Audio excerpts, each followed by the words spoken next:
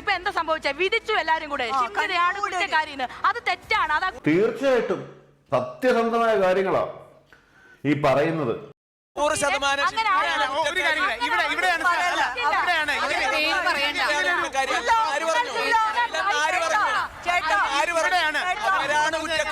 അവരെ ചേർത്ത് പിടിക്കുന്ന നിങ്ങളും കുറ്റക്കാരാണ് ഈ പൊതുസമൂഹം.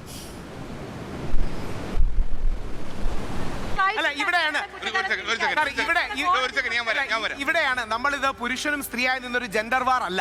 നമുക്ക് ഇതിനിടയിൽ ഒരു കൺസെൻസസും സമവായം കണ്ടുപിടിക്കണം. എന്തുകൊണ്ടാണ് വനിതാ കമ്മീഷൻ മികച്ച രീതിയിൽ പ്രവർത്തിക്കുന്നുണ്ട്, മനുഷ്യാവകാശ കമ്മീഷൻ ഉണ്ടെങ്കിലും അതേപോലെ പുരുഷ കമ്മീഷൻ വേണമെന്നും നാളെ ഒരു ദീപക് ഉണ്ടായിരുന്നു.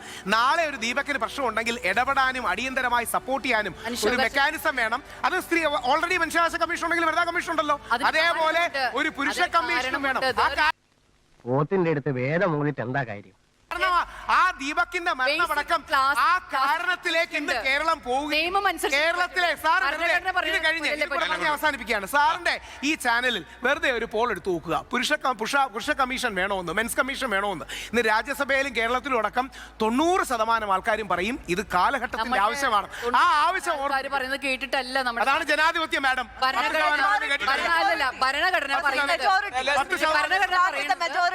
Democracy is about understanding the will of the majority.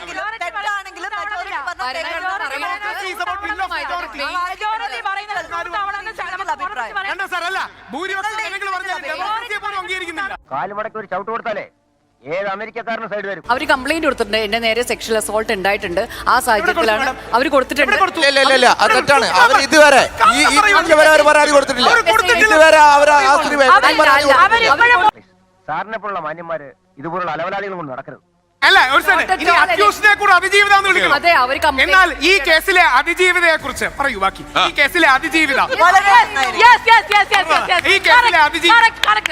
ദീപകിനെ കൊലക്ക് കൊടുത്ത അതിജീവിത ഇങ്ങനെ കുറെ ഉണ്ട് കേട്ടോ. ഓ നാട്ടിനും വേണ്ട, വീട്ടിനും വേണ്ട, കാലിനും വേണ്ട, അത് കിടക്കണ കുറെ. ഓൾറെഡി മനുഷ്യാവകാശ കമ്മീഷൻ ഉണ്ടെങ്കിൽ വനിതാ കമ്മീഷൻ ഉണ്ടല്ലോ, അതേപോലെ ഒരു പുരുഷ കമ്മീഷനും വേണം. ആ കാരണം ആ ദീപകിന്റെ മരണമടക്കം ആ കാരണത്തിലേക്ക് ഇന്ന് കേരളം പോവുകയും കേരളത്തിലെ ഇത് കഴിഞ്ഞ് അവസാനിപ്പിക്കുകയാണ്. സാറിന്റെ ഈ ചാനലിൽ വെറുതെ ഒരു പോൾ എടുത്തു നോക്കുക, പുരുഷ കമ്മീഷൻ വേണമെന്ന്, മെൻസ് കമ്മീഷൻ വേണമെന്ന്. ഇന്ന് രാജ്യസഭയിലും കേരളത്തിലും അടക്കം 90% ആൾക്കാരും പറയും ഇത് കാലഘട്ടത്തിന്റെ ആവശ്യമാണ്. ആ ആവശ്യം പറയുന്നത് കേട്ടിട്ടല്ല. അതാണ് ജനാധിപത്യം മാഡം.